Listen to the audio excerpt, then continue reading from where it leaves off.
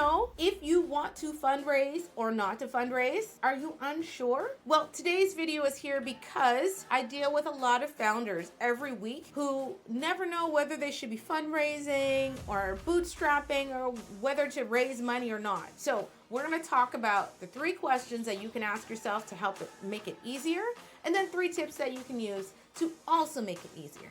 So let's go. Question number 1 that you should be asking yourself is, what is your goal? If you have a desire to be a unicorn and to be huge and to be a multi-billion-dollar company, well then more than likely you're going to have to fundraise. Fundraising is usually the best pathway to making sure that you have exponential growth. Reason being is that you are leveraging other people's money to help you reach that next, that they call it the hockey stick growth curve, where you keep exponentially growing. That's usually your best and fastest way to that. However, if you are doing this to grow yourself, and there's no shame in this, by the way, I really just like hearing some communities that say you shouldn't be doing this. If you're a startup founder, stop doing it. But the truth of the matter is, I embrace founders who create lifestyle businesses, i.e., they want to create a profitable business that can support them, their family, and their team. They want a team size. They're thinking something finite, but something that's super sustainable for them so that they can grow their wealth and grow their net worth. Love that. Love that. However, you need to decide what is right for you. Me or any other mentor is not going to help you with that. You're going to have to go internally and think about what feels right for you.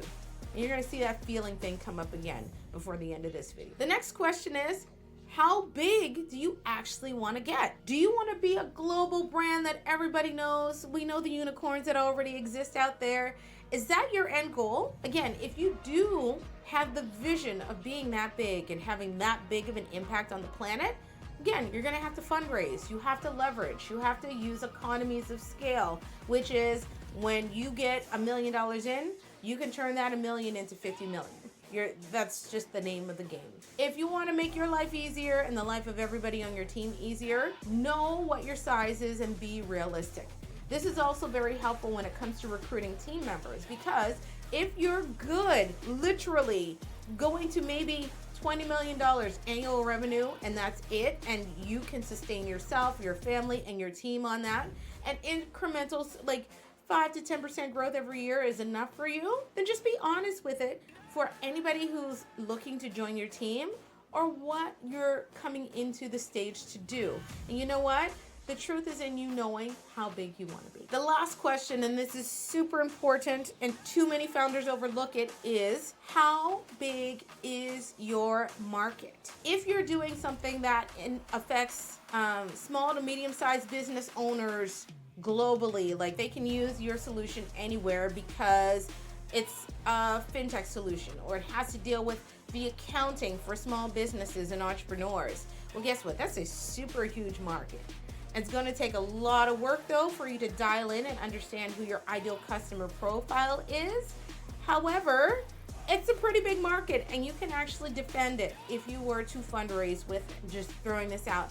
If you have a market that is luxury travelers that are only available in Canada to provide luxury yacht tours to Alaska. Now, I'm just making this up as I go, but the niche market for that is probably smaller. Canada is a pretty small market. If we were to calculate it down, it's one that you'd tap out pretty quick.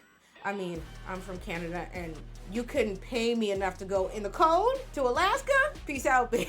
But anyway, think about the size of your market. Be very honest with who your ideal customer persona is, because that's going to make a difference on how far you can go and what you should be doing as far as fundraising.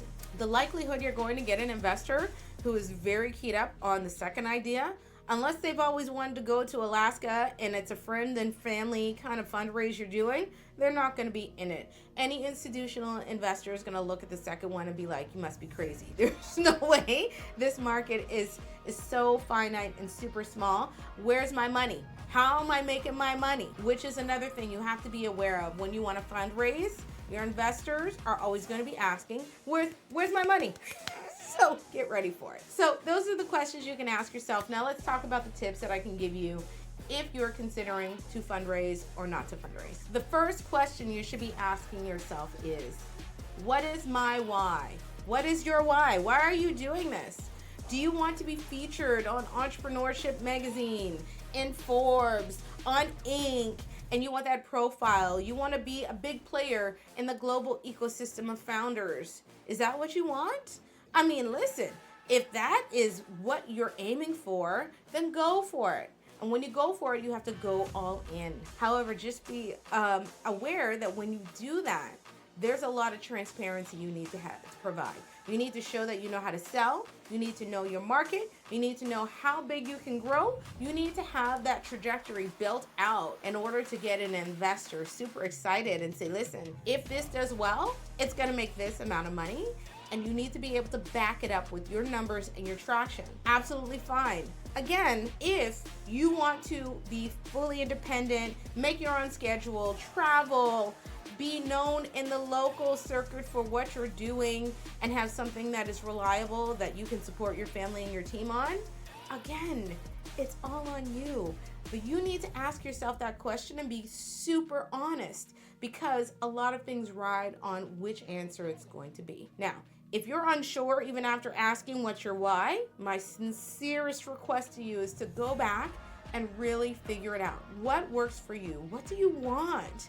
When you know what you want out of life, you can then change that want into your desire. I desire to have this role in the larger ecosystem, or I desire to be a successful parent or sibling or grandparent, whatever it is. And this is a pathway to doing it. So be super honest with yourself, please, please, please. A next thing, a tip about fundraising is, once you decide to start, you cannot get off that treadmill. The reason being is that your early stage investors, they started to invest in you because they believe that you can be a unicorn. You can be one of those big billion-dollar companies, which means you're going to have to fundraise for subsequent rounds. So don't think you can just go for your pre-seed, seed, Series A, Series B, and then stop. Your investors aren't going to want that. They want you to keep going. I mean, the ultimate state that investors want you to do is hit IPO, because when you IPO, that's your initial public offering. That's when you actually get on the stock market and anybody can start buying into your business. Once you get to that point, that's when they're smiling and sailing. But there's a lot of rounds that go into being a public company. Are you ready to go in for the long haul and be tied to investors? And again, have people breathing down your throat saying, where's my money? Where's my multiple? Where's my money? There are some people who love that. And again, I love it too, because it's accountability. Nothing like having your feet held to the fire. However, if you want slow, steady growth, you want a business that you can build, that gives you autonomy, that you can work from anywhere remotely in the world and build your business, again, nothing wrong with that. So make sure you know, if it is fundraising you want, ain't no getting off that treadmill. That's real talk. And this one, my last tip for any of you who think you might want to fundraise or figuring out, go by your feeling. Ask yourself a simple question. Do I want to fundraise? And you are going to tell yourself, your body is going to tell. If you tell yourself, yes, I want to fundraise, but then all of a sudden you get a cold sweat or a hot sweat and your body feels funky, listen to that. There's an indication that something might be misaligned for you. However, if you say in the same situation, no, you know what? I'm gonna bootstrap. I'm gonna build this to its own entity, build it slow and steady, and it just feels like a whoosh of calm. Trust your gut. That feeling is called intuition. Trust it. Now, if you have it the opposite way, again, trust it. But learn to build up your own sense of intuition. In this world that we have now, lots of people have lost it because they get in a rat race, they get on the treadmill, they keep doing stuff. They're not asking the question, is this right for me or not? Ask yourself whether or not it feels right for you. And you know what? Trust your gut. The more you use your gut, the stronger and the better you're going to get at listening to it and taking those cues as to what is right for you. It's not about anybody else. This really is about you. Well, there you have it. Thank you so much for tuning in to another week. I hope this is helpful. I do this because I know the life of a startup founder 5 times in. I mean, it gets a little bit easier, but there's still these questions that come up every day. And my goal is to be here to be that support virtually or in person that helps you get through it and come out the other side just healthy and vibrant and happy and joy-filled and bring these solutions to life that the world needs. So I'll stop. Every week you can find me Mondays, 12 noon, Atlantic Standard Time in Nova Scotia. Come for office hours. The link is below. And I look forward to seeing you again soon.